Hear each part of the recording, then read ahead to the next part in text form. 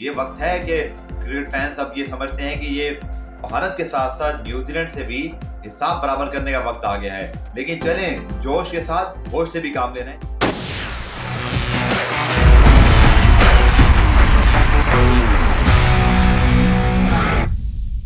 तो जनाब, भारत के खिलाफ मैच में यादगार कामयाबी के सिर्फ एक ही दिन बाद अब पाकिस्तान को चैलेंज दरपेश है न्यूजीलैंड का। जी हाँ, वही न्यूजीलैंड जो पाकिस्तान आई, प्रैक्टिस की और फिर सिक्योरिटी का बहाना बनाकर वापस चली गई, जिस पर पाकिस्तानी फैंस, पाकिस्तान की गवर्नमेंट, पाकिस्तान के खिलाड़ी और फैंस बड़े जो है नाराज हैं। और अगर आप देखें उनकी टीम की स्ट्रेंथ की, अगर मैं न्यूजीलैंड की बात करूं तो ऑलराउंड हमेशा इनकी एबिलिटी रहती है कि ऑलराउंडर्स अच्छे होते हैं, डेप्थ होती है, और इस बार भी ऐसा है। पाकिस्तान के लिए जो इनकी न्यूजीलैंड की टीम में जो डेंजर मैन है, आई थिंक वो उनके कप्तान केन विलियमसन ही रहेंगे, क्योंकि एक तो बड़े जीरक कप्तान हैं, गेम को बहुत अच्छी तरह समझते हैं और प्लानिंग्स बहुत अच्छी करते हैं। सो पाकिस्तान का शानदार किस्म का जो परफॉर्मेंस है वो देख चुके हैं और मुझे यकीन है कि वो कोई ना कोई इसका काउंटर प्लान बना रहे होंगे।